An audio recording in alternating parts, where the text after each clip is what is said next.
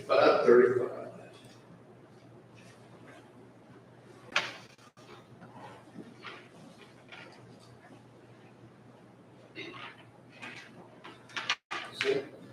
I'm in the way, the bright and shining way. I'm in the glory land, way.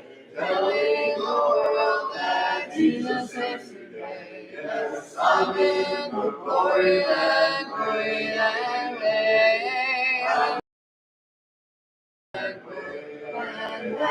in the glory land, way. Heaven is here and the way groweth therefore. I'm in the glory land, way. Listen to the call of gospel call today. Get in the glory land, way. Wanderers come home, oh, hasten to obey. For I'm in the glory land, way. I'm in the glory land, way. I'm in the glory land, way. Heaven is here and the way groweth clear. For I'm in the glory land, way. Onward I go, rejoicing in His love. I'm in the glory land, way. Soon I shall see Him in the home above. Oh, I'm in the glory land, way. I'm in the glory land, way. I'm in the glory land, way. Heaven is near and the way groweth clear. For I'm in the glory land, way. 538. 538.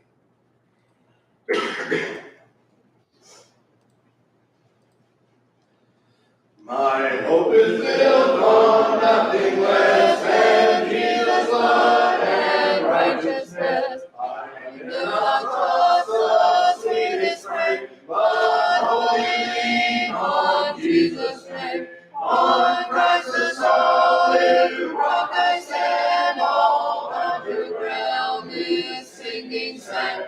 All other ground is sinking sand.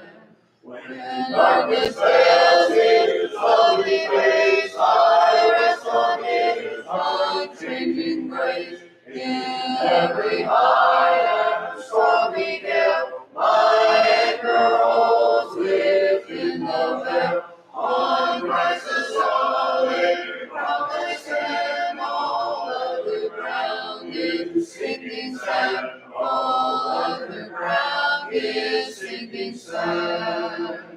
His oath, His covenant, His blood support me in the whelming flood. When all around my soul gives way, He then is all my hope and stay. On Christ the solid rock I stand, all other ground is sinking sand. All other ground is sinking sand. When He shall come with trumpet sound, oh, heaven in Him be found. Rest in His righteousness alone, all less to stand before the throne. On Christ the solid rock I stand, all other ground is sinking sand. All other ground is sinking sand. 543. 543. Sing them over again to me, wonderful words of life. Let me more than you see, wonderful words of life.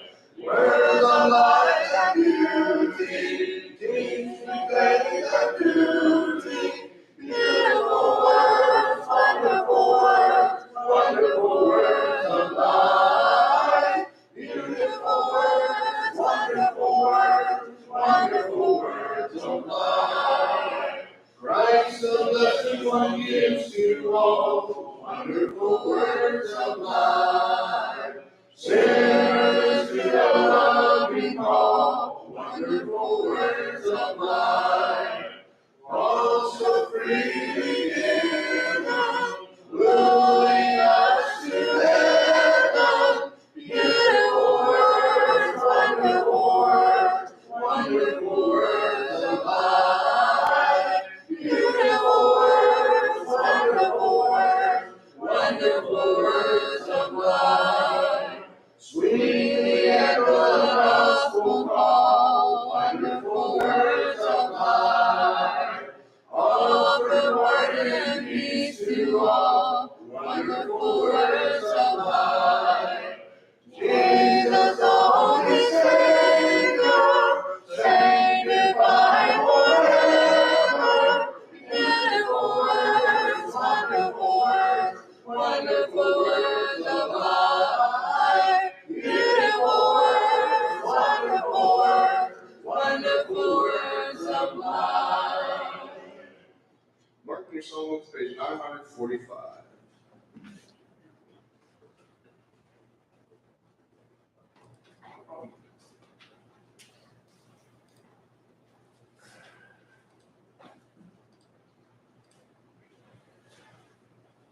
Okay.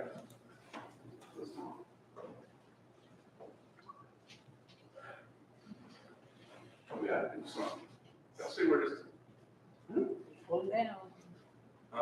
Pull it down. well, I got this on, but I'm just saying, y'all see where this thing is? Every time I come up here, it's like. So, I guess it's all. A couple things before we get started. Dwayne's gonna be teaching class on Wednesday, because I'm leaving, to go and get our grandchildren. And be gone, leaving, early in the morning, and we'll have them for, I'm not sure how long yet. I really don't, Wow. possibly through the end of the summer. Oh. So, either me or my wife may be in a nice padded room with a nice sweater jacket before the sun's out, or possibly we may share. We have told some children that they want to get along and help us, because all we have to do is go up to the camp. There's plenty of room up there, plenty of places to dispose. And if anybody asks where they are, they're at the camp. But on that, here we got this line here, that you also not heard. Other thing of it is, when a preacher gives an analogy or makes a statement, it does not mean go home and try. Okay? This morning I made the statement in my lesson, it'd be good for us to have a better idea of what hell was like, maybe have a taste to understand what hell truly was like, and we'd be more apprehensive. And Randy and Connie Henry, being the faithful Christians they are, started a grass fire. Oh, no. Almost burned out their greenhouse. They were fighting it all day. Oh, no. I think Randy started it, and Connie blames me, says, Alice had to mention we need to get a taste of what hell's like. Okay, so, you know, I understand, I'm trying to get the teaching across, but don't do the experiments. So, now, y'all know we've been going through the Ten Commandments. You shall not murder. This is not a lesson to wives, so they should listen up. It's not a lesson to husbands, they shouldn't listen up. It's a lesson to everybody. Parents, especially maybe. But what we want to do is understand some things in the King James. Anybody knows what the King James actually translates this as? Thou shalt not kill. Thou shalt not kill. So how relative is kill? If you take kill, and I want to get into this so we understand why there are other translations that translate as murder. If you take thou shalt not kill to the full extent. What can you not do? Conscientious objector can't go to war. Can't go to war, Can't protect yourself. can't hunt, can't fish, can't even execute the criminal. So we have to understand why these translations translated it murder instead of just plain kill. Because, More generic. yeah, well, it's more specific rather than generic. The kill is more generic. Yeah, that's what I meant. Yeah, okay. Yeah, because there are people that sit there and they are against capital punishment, they're against all these other things, just because of the original, what we call original, not the original wording. The original wording is a form of kill that takes the point, but God, and we're going to show this, actually shows us that it's more murder. First thing we know to understand is why. Why does God say, thou do not commit murder? Don't take someone's life. That's really what he's talking about here. Do not take someone's life.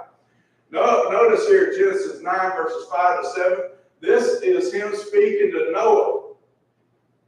Now, that's an important context because the things that he gave to Noah was some of the first thing we read. Was Cain condemned for killing Abel?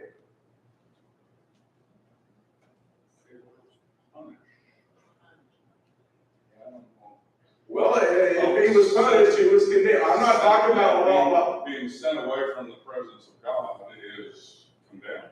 Yeah, well, he at least is conviction, but you also have to understand, God didn't send him away from him. He chose going from the presence of God. That part he chose, because God is everywhere being in presence. But God didn't make him a vagabond where nobody wanted him around. Okay? And we need to understand that was his punishment. He was seen. But the point that a realization is, and by condemned, I mean the generic term does, that God said this is wrong. Okay? Condemned him for what he did. I'm not talking about in the judgment or anything, but just his action itself, calling it sin. But because up to this time, we didn't really have the pronunciation of some things and what God expected, because he didn't reveal it to us before the flood. Other than that little glimpse.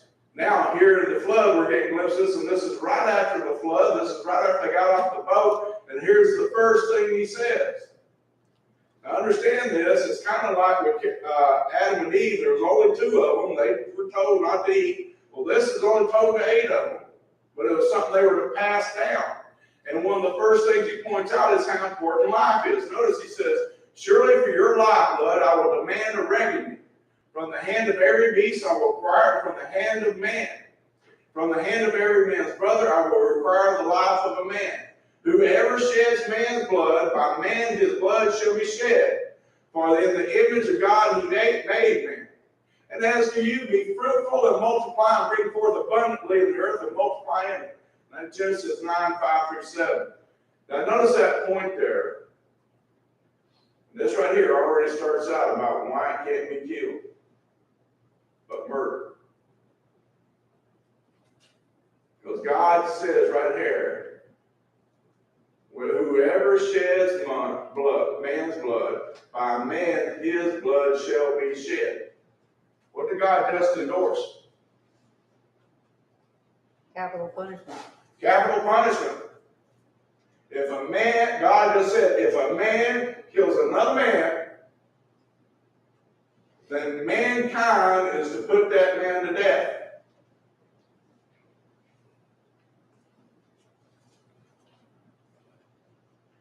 So if it was killed, that would even violate that.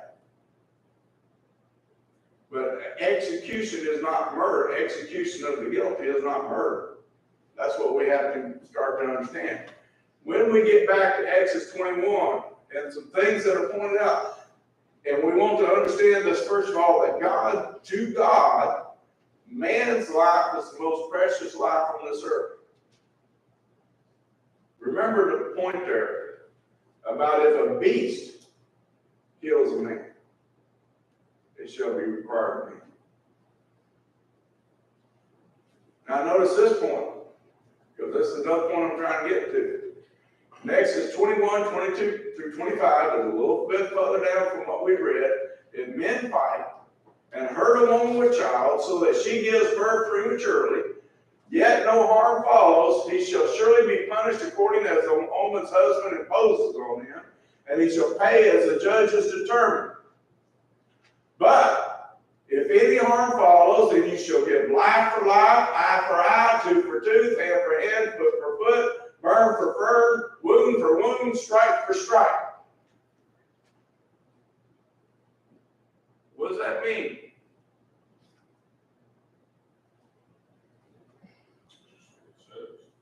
Justice. It means justice. Okay, let's take it back up there and understand. Two men are fighting. Somebody's wife's over here, not involved in it at all. And in the struggle, somehow she gets knocked around to where she gives birth to her child. If nothing happens, if that child lives, everything goes okay, the wife lives, then the husband can go to the judges and say, look, there was potential harm to my family, and I want compensation. And they can order that compensation.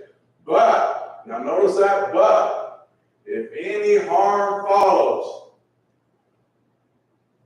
if the wife dies, if the child dies, life for life.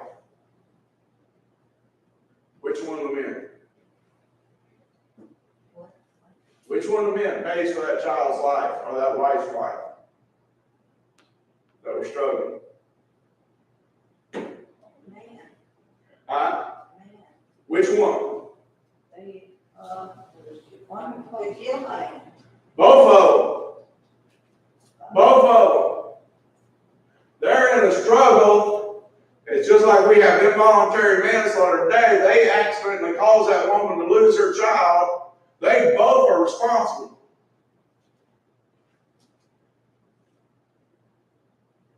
God holds them accountable.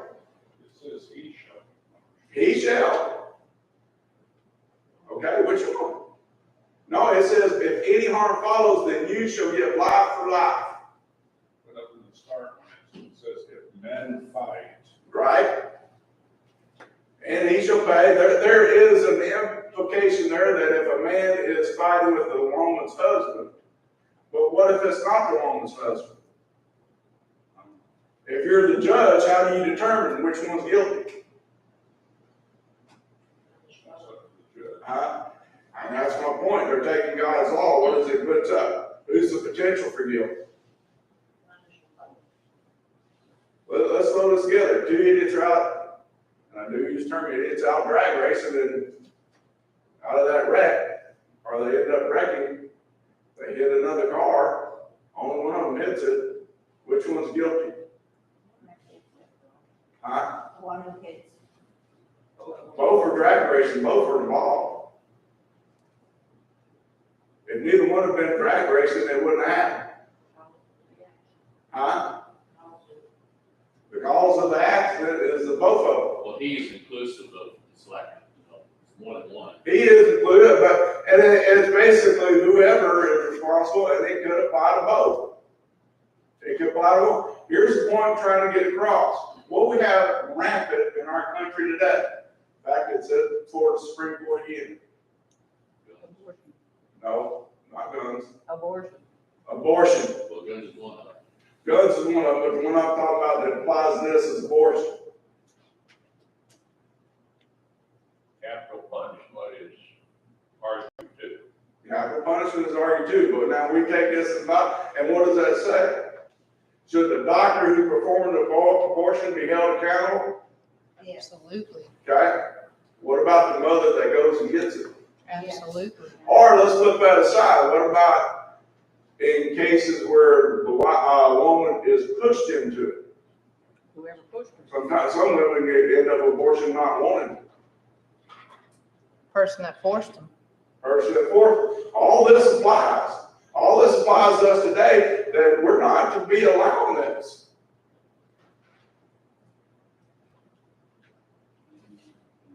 We need to be, what are you gonna do with that? The fruit, I'm not sitting there advocating we go burn down abortion clinics, don't take that the wrong way. But as a society, it is a stain upon us. Notice what it says there. How do we bind the Old Testament on other people and not on ourselves? We have to bind it on ourselves. Here's the thing, the principle is still there. How is this not a principle that always binds it? See, one thing we started when we started talking about the Old Testament and the Ten Commandments, how many of those commandments are on things that are inherently, that means always sinful? Or eternally, principle of eternity, I guess you could say, an eternal principle. An eternal principle, but these things, no matter what the circumstance, are going to be sinful. Murder is always going to be sinful, whether it's the old law or the new law. Right, but the punishment that is doled out is different. I'm understanding the point, but a capital punishment to fit the crime is always justice. Let's put it that way. And we'll see that a little more. But what we want to know here, understand here, is how precious the life.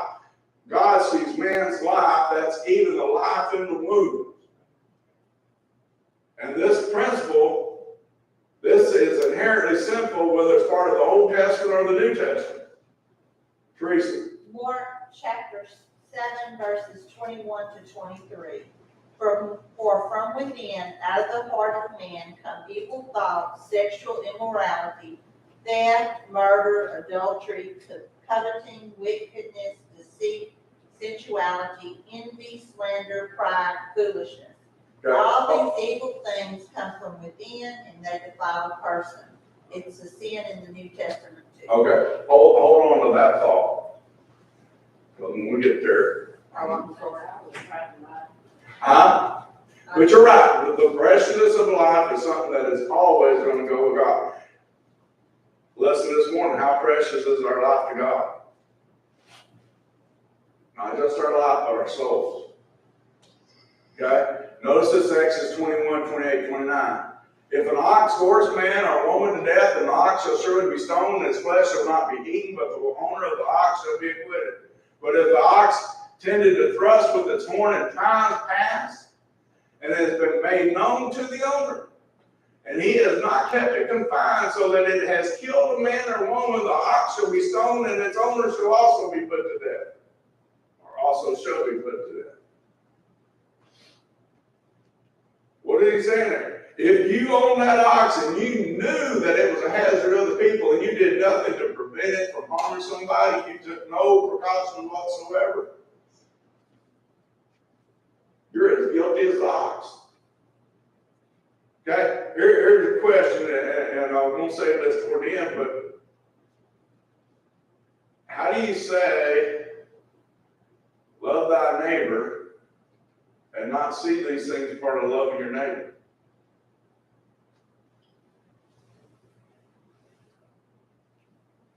Rephrase that question if you can. Okay? How do you say, I'm going to love my neighbor, but I got a dog that tends to bite people and I do nothing to keep it up? You love the dog more. Huh? You love the dog more. I than love you the dog your more. neighbor. Okay? I'm not doing that.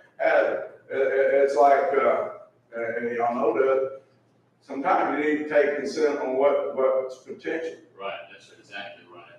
Here's what it comes down to. Guys sit there, nobody may have ever been hurt, but that ox is acting like it's going to hurt people, and you do nothing about it. What have you done? You need to consider the possibilities. You got to consider the That's possibility. one thing I always tell my children, always consider the potential of anything that could possibly happen. Think about this.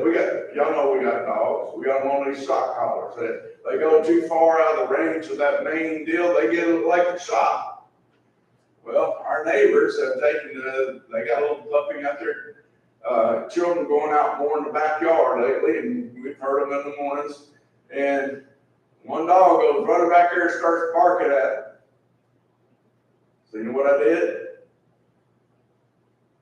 I turned down the range. Why? Because if he's not able to see him,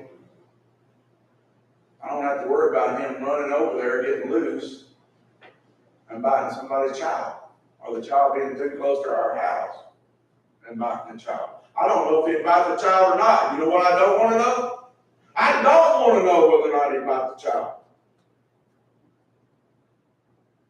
I don't want to be responsible for that.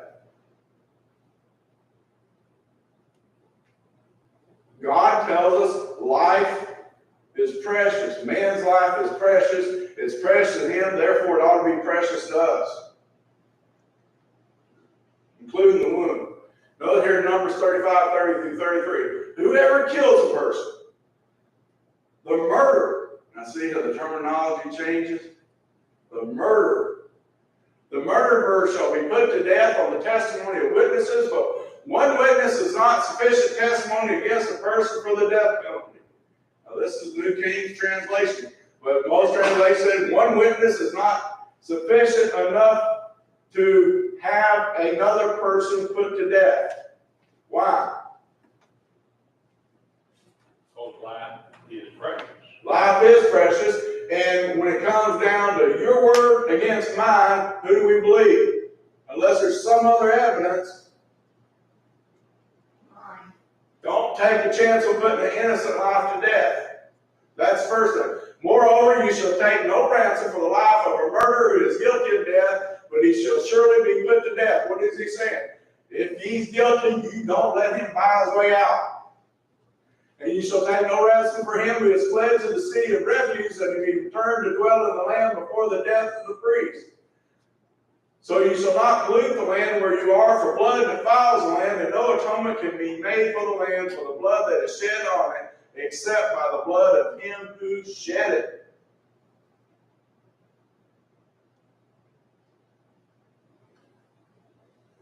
See, there's a thing. How do you make that right? That's what God is saying. And when he gives these points of refuge, these people that hadn't fled to those cities of refuge had to stay in them for life. Perfect example is when Solomon tells Shimei, he's to stay in Jerusalem, and the day you leave Jerusalem is the day you will die. When Shimei goes and looks for his servant,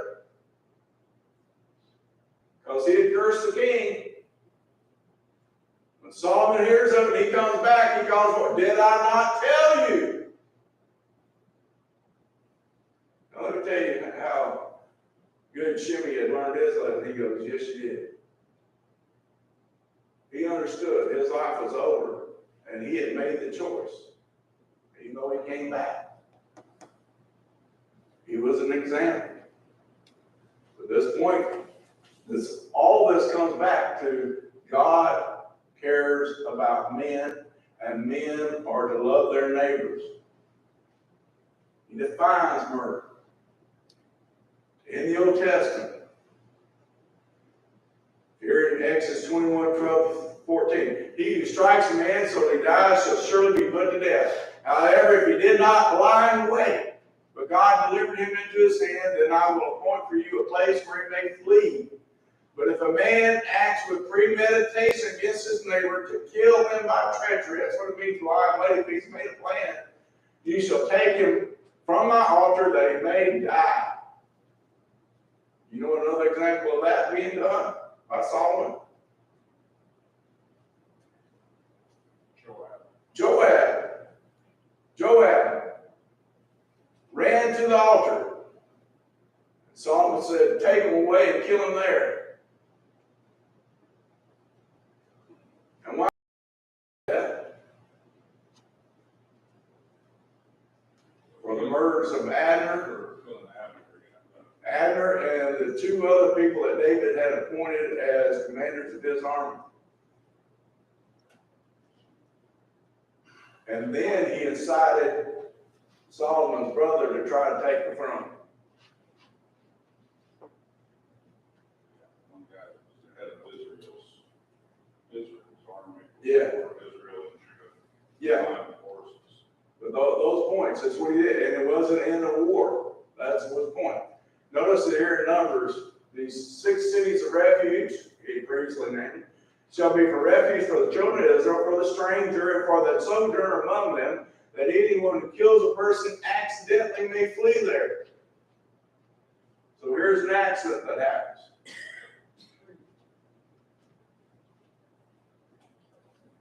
But if he strikes him with an iron implement so that he dies, he is a murderer. That's not an accident.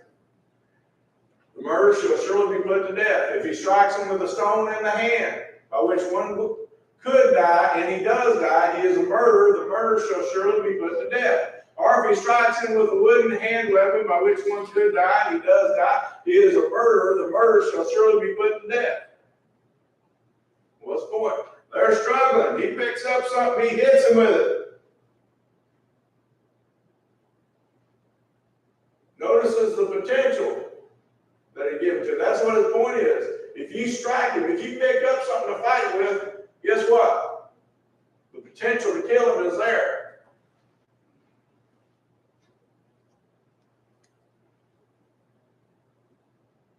That's no accident. That's what God pointed out. That's no accident. That's murder.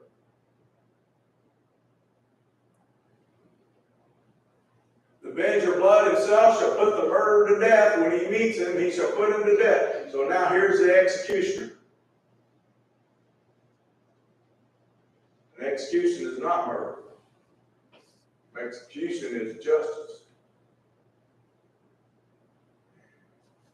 Notice he also said, if he push him out of hatred, or while lying in wait, hurl something at him so that he dies, or in enmity strikes him with his hand so that he dies, the one who struck him shall surely be put to death. He is a murderer. The avenger of blood shall put the murderer to death when he meets him. That's the point. If he calls this man's death with malice in his heart, there's Teresa's point about hatred. All these things that defile the body, they all begin in here. Then he's guilty. Notice, however, if he pushes him suddenly without enmity, or throws anything at him without lying in wait, or uses a stone by which a man could die, throwing it at him without seeing him, so that he dies while it was not his enemy or seeking his harm, then the congregation will judge between the manslayer and the avenger of blood according to these judgments. If it's an accident, truly an accident, then the congregation shall judge whether or not he's put to death. They should determine. He said the point of a difference between an accident and intent, a true intent. Those that throws a stone or throw something at him without seeing, doesn't know he's there. Inadvertently getting rid of something, throws it, hits a man, and he dies. There was no intent in the heart. My brother one time had been cutting wood and was loading in trucks, and he hit me with a big old log right here.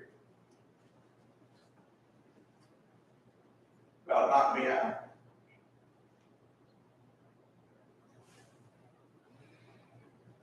I'm almost, if I could have got it, come to myself, I probably would have knocked him out. You know why? Because he knew I was between him and the truck. And he didn't do it, he meant to hit me, he didn't meant to even hit, but he meant to hit me. He thought it'd be funny. It's interesting how the laws, at least the laws of our land, follow so closely this same pattern as far as different degrees of murder, manslaughter, second degree, premeditated. And you know why? Constitution, Father. Well, there you go. We have men who founded this country who use this as a pattern. That's right. And so we have those laws. They work. And I've been waiting for somebody to make that correlation that we have those. We have first degree murder, we have second degree murder, we have manslaughter, involuntary manslaughter. All of them taking a different approach to the punishment of what's to be done. And I don't know about Louisiana, but Florida, we have another one that's called, that would apply more to what we were talking about with them two men that cause a woman to give fruit, to give birth, called felony murder. You know what that means? It means if you're in the commission of a felony and it results in the death of somebody, you're responsible for that person's death. Now here's the interesting thing. That thing went into effect at midnight one day, several years ago. And in Deltona, Florida, two guys are robbing a Blockbuster with a shotgun. One guy, literally 12:30 at night, 30 minutes after it went into effect, this guy pulls up to get his son, sees this guy putting a shotgun in the face of his son.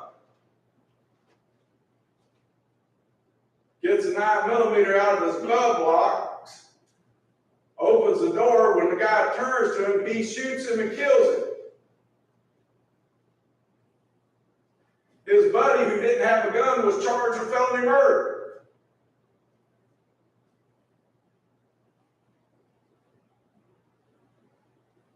Because the action of robbing the Blockbuster resulted in that robber's death. And though he never pulled the trigger, never had a weapon, he was part of it. And he was convicted of felony murder.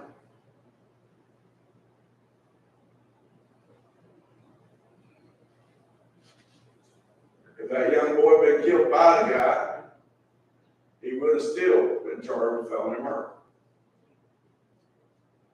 The degrees we have. Notice here in Deuteronomy 19, if anyone hates his neighbor, lies in wait for him, rises against him, strikes him mortally so that he dies and he flees from one of these cities, then the elders of that city shall send and bring him from there and deliver him over to the hand of the avenger blood that he may die. Your eyes shall not pity him, but you shall put away the guilt of innocent blood from Israel, that it may go well with you. Okay, what does he say? He goes to the city of Avenger. The Avenger does not go into that city of refuge. So what does he say? Avenger presents his case that this guy intentionally murdered somebody. You don't let him take refuge. The elders go and they get him and they deliver him and they don't pity his death at all. Why do we not have capital punishment being distributed as it should?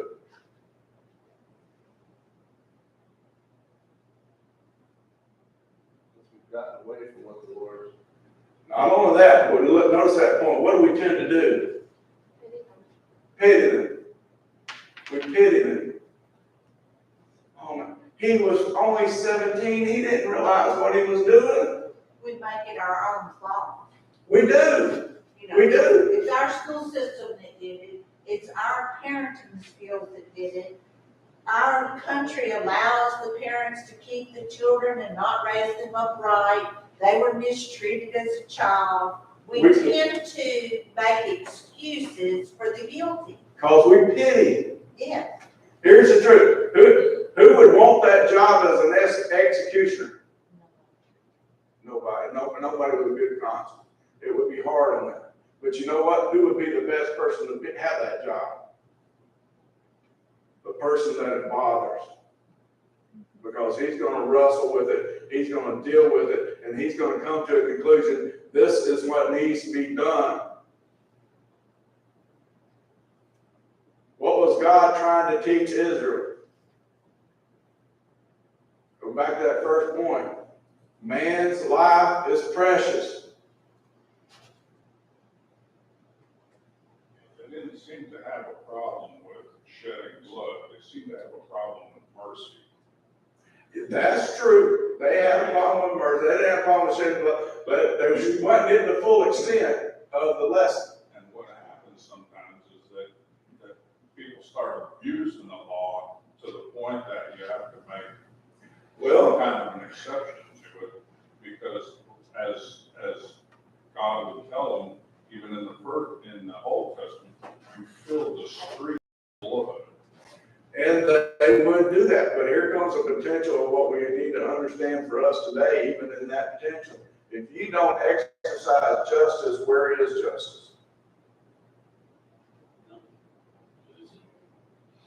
Lose it. You lose it.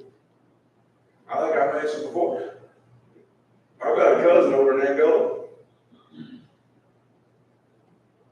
Probably some of these things that we've talked about is why he's there. In fact, I know some of these things. I don't know the full extent of what happened, but this is why he's there.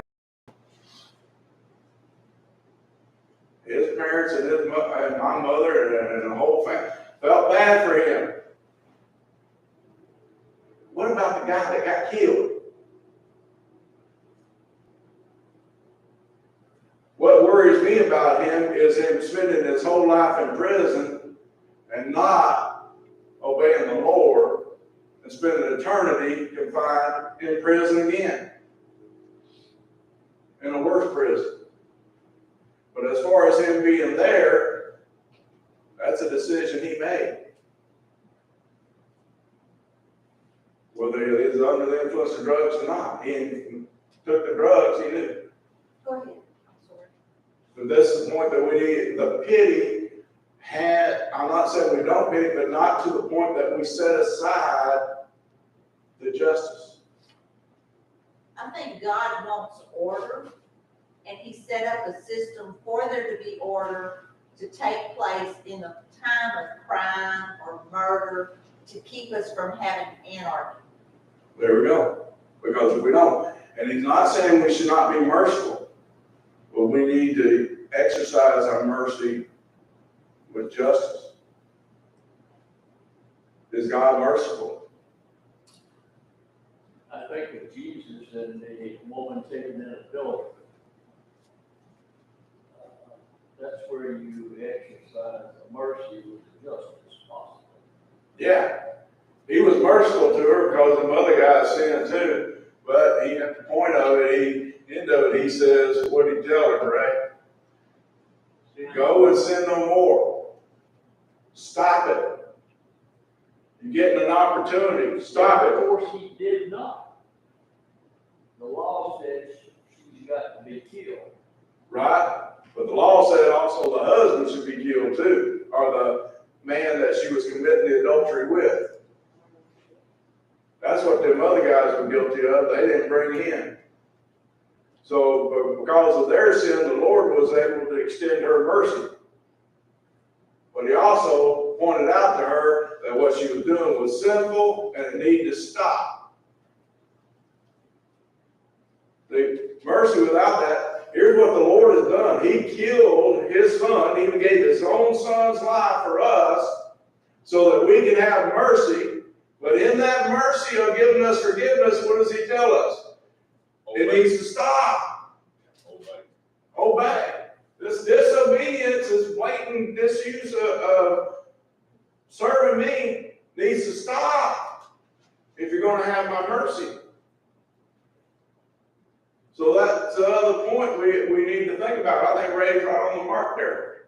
Now, Jesus in Matthew 5:21-22 says, "Ye have heard that it was said to those of old, ye shall not murder, and whoever murders will be in danger of judgment." Now, this ties in with what Teresa said in Mark 7. "But I say to you that whoever is angry with his brother without a cause shall be in danger of the judgment, and whoever says to his brother, Raka, shall be in danger of the council, but whoever says you fool shall be in danger of hellfire." Why? Why do these three things put you in danger?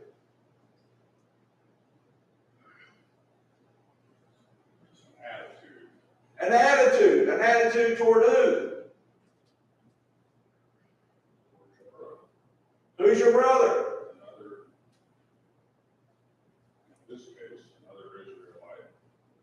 Okay, but an Israelite asked Jesus, "Who's my neighbor?" What did Jesus tell him? Even the Samaritans are your neighbor. Samaritan would be a neighbor. Whoa. Who's our brother? Huh? Everyone. Jesus was talking to Jews and under Jewish law. He was pointing to them as their Jews being brothers. But this really is a point of understanding there, everyone. Why did Cain kill Abel?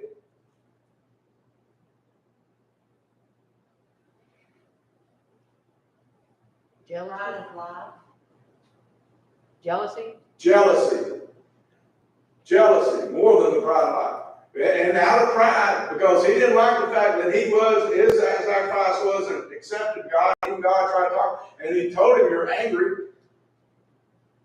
And if you don't get control of it, you're going to sin. And now that jealousy and anger, and it tells us in the scripture that out of anger he rose up and killed Abel in the field. He was good but when he manifested his killing, he was good with the anger. He didn't. Yeah, it's okay to be angry. But here's the point. If we get the attitude that we're always anger, we're in danger of judgment. If we don't have a control of it, we're in danger. And what does happen if we get it before the judgment? To that point there, it's God's judgment. And then if we're willing to call rocket, you know what rocket means? Empty head. You're not worth it. You're worthless. If we're willing to see our brother as worthless, where's the potential? I'll think about that point when Jesus says, woe to him who brings forth offense, especially children. Treat them like they're worthless. What's going to happen? How many suicides are because people feel like they're worthless? God going to hold you accountable for your part in it. You say, you fool, you're dangerous. Why? If I get to see in life where it's meaningless, what's to keep me from taking a life? That's where calling everybody a brother comes into conflict. There we go. And what does he say here in Romans 13? If everybody is your brother, then the guy that just killed somebody that is worthless and needs to be put to death, you can't do that. Well, I can't do that. I can't take vengeance, because vengeance is mine, saith the Lord. Now, but can it be done by those who are in authority to do so? Look at Romans 13, 3-4, so bring it up. For rulers are not a terror to good works, but to evil. Do you want to be unafraid of the authority? Do what is good, and you will have praise from the same. For he is God's minister to you for good. This is what they're supposed to be. But if you do evil, be afraid, for he does not bear the sword in vain, for he is God's minister, and an avenger to execute wrath on him who practices evil. Does the government have responsibility? Yes. Those in that authority have responsibility. In certain things. Huh? In certain things. In certain things. But in this point, they have responsibility for this. They are responsible. And God is going to hold a government responsible that doesn't take the responsibility they're supposed to have. Here's a flip of that, and Ron brought up in, do I have a right to defend my family? Yes, you do. Here's the difference between someone defending their family and somebody who is just ready to murder people. That guy that defends his family and has to kill somebody because to defend his family, he is going to grieve, he's going to punish himself, his conscience going to bother him, it's going to come back, I killed my brother, but I didn't want to kill my brother. I remember watching a movie where this guy ends up shooting this guy because he told him to stop, and he pulls a gun and he shoots him in him, and he got, you think there's some kind of game? The guy is angry because he took this guy's life, but he's more angry at the guy for putting him in that position that he had to take his life. There's the difference between the heart of a just man and the heart of a murderer. And that's what he's trying to tell us at that point. I don't take the law in my own hands. But I should be able to count on the government to do what it's supposed to do. Let God take care of that. Matthew 5:43-46. Let's try to finish up. You have heard that it was said, you shall love your neighbor and hate your enemy. What did they twist it? Oh, love your neighbor. Oh, we can love Israel, but we can hate all those Gentiles. But I say to you, love your enemies, bless those who curse you, do good to those who hate you, and pray for those who spitefully use you and persecute you, that ye may be the sons of your Father in heaven, for he makes the sun rise on the evil and on the good, and sends rain on the just and unjust. For if you love those who love you, what reward have you? Do not even the tax collector do the same? Now Jesus is turning that around. He's not sitting there and saying, I'm not finished, but he's saying you should not be wanting to see anyone die. Even when God executes justice, he takes no pleasure in it. He says it. I take no pleasure in the death of the wicked. And if someone is the executioner, and they take pleasure in every execution, guess what? If they're the one flipping the switch on an electric chair or what have you, they're just as bad as the one in it. They need to see it. They need to see it. God, please, when people turn, man, I don't want to do this. But you put us in a position we have to do this. 1 John 2, 9 through 11. He who says he is in the light and hates his brother is in darkness until now. He who loves his brother abides in the light, and there is no cause for stumbling in him. But he who hates his brother is in darkness and walks in darkness and does not know where he is going because the darkness has blinded his eyes. What's the problem with our society today? One of the things they've done is they tried to turn the hatred of sin into the hatred of the person. I can hate what somebody's doing and not hate that person.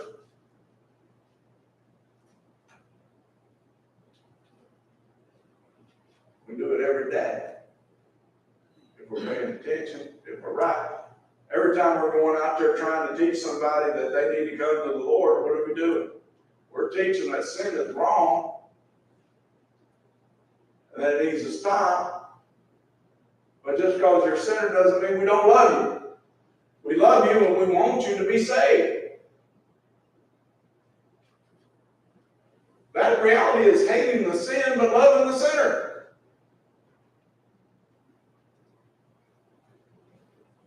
And that's what he wants us to understand. Look at 1 John 3.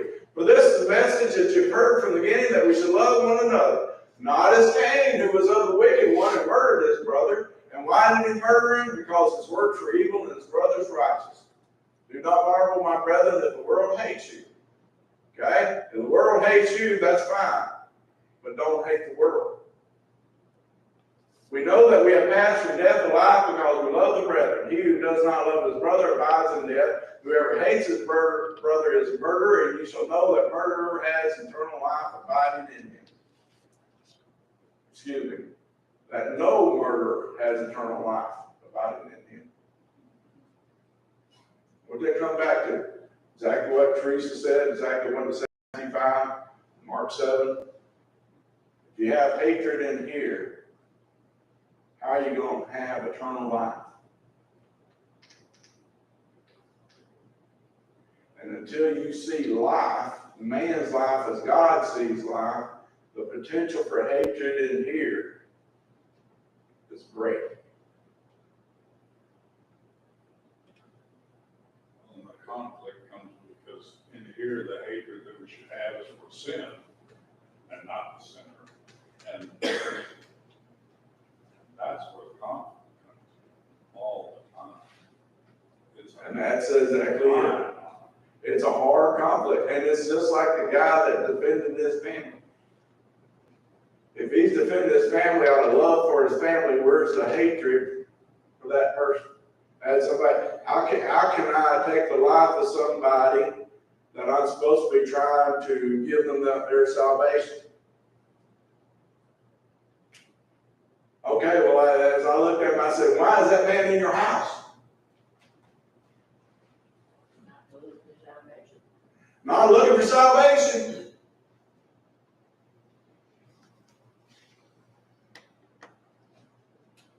And you didn't ask him to come in. And he's not going to let you preach him a sermon.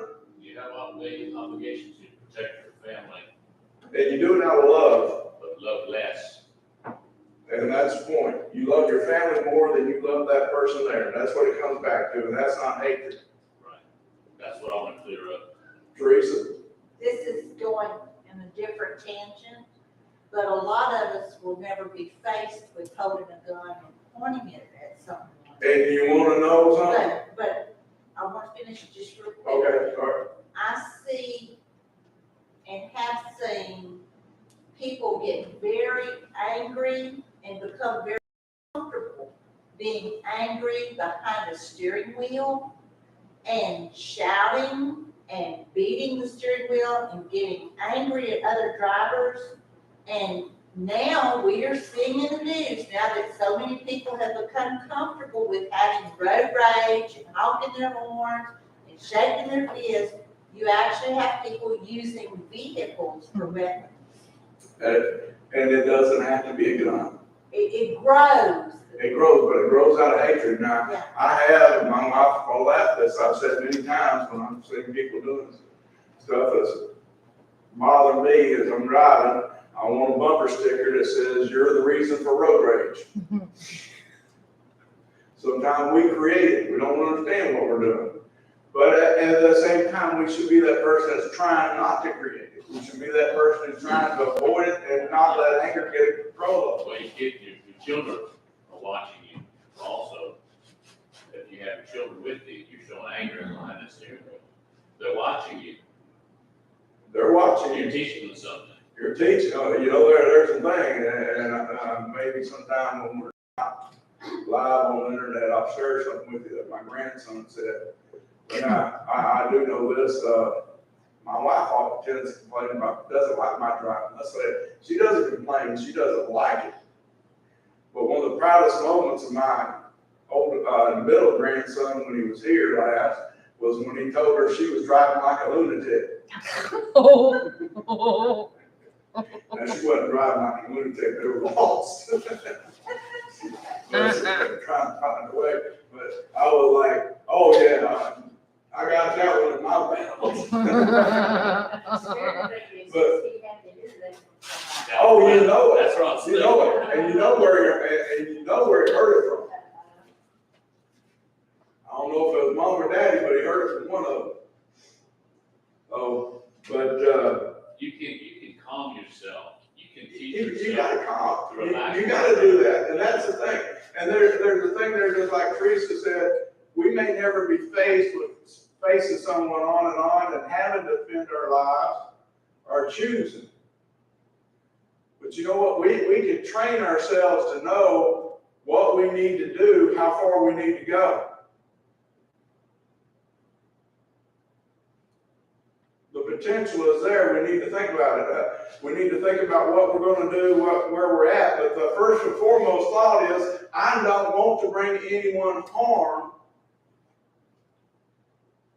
But I also need to understand if I have to defend. The point of choosing whether or not to use that weapon to defend yourself, and aside from this lesson here and understanding that point, that God's going to hold us accountable in our attitude toward it. The fact that as soon as you do that with a state, you just escalated from here to here.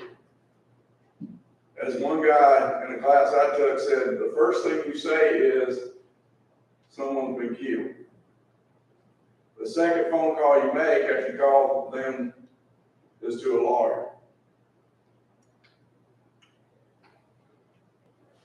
If you defended yourself, you're going to have to defend yourself again in a court. And we need to understand that it better be necessary that we had to do that.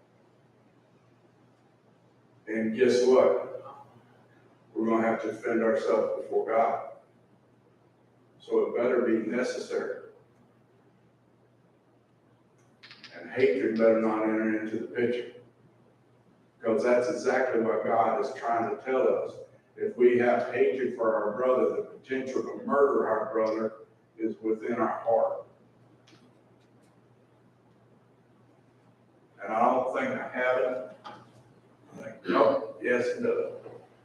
We love him because he first loved us. Notice that if someone says, I love God and hates his brother, he is a liar, for he who does not love his brother whom he has seen, how can he love God whom he has not seen? And this commandment we have from him, that he who loves God must love his brother. That's a whole nother study. It is a whole other study, but it applies to that hatred in the heart. I can't have hatred for my brother and say I love God. Right. And that's why it's good to have that study. And God actually says through John, in the first letter of John, that one that hates his brother is a murderer. We have to remember that. So let's do our best to get rid of all hatred of our brother. Invitation song, 9:45, kneel at the cross. kneel at the cross. No better perfect example. Really remember why we should not harbor hate. He was murdered out of hate. Let's stand and sing.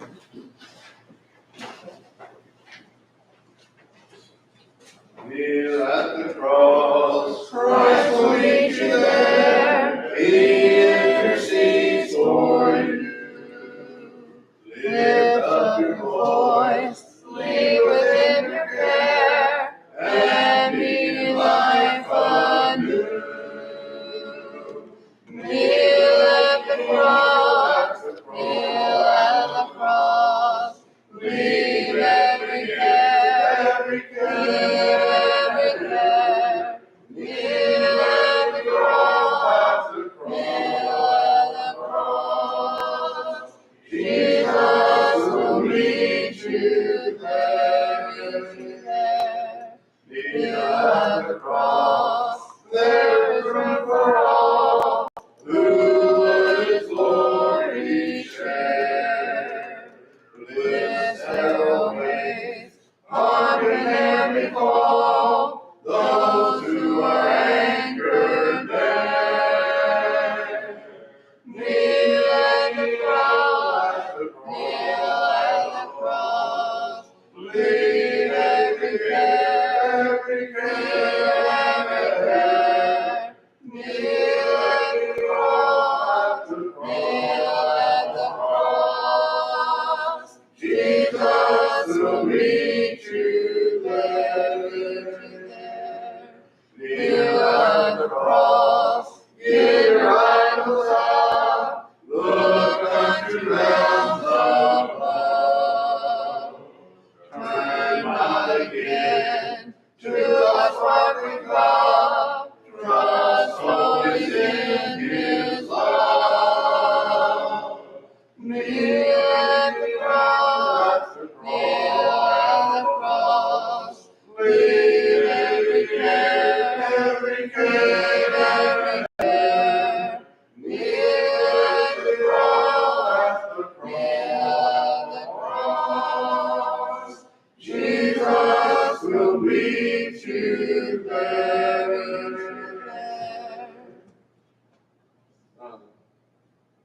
For those who need to partake of the Lord's Supper, it will be in room 1 after closing prayer. And I'd like to ask Connor if he would come and close us in prayer.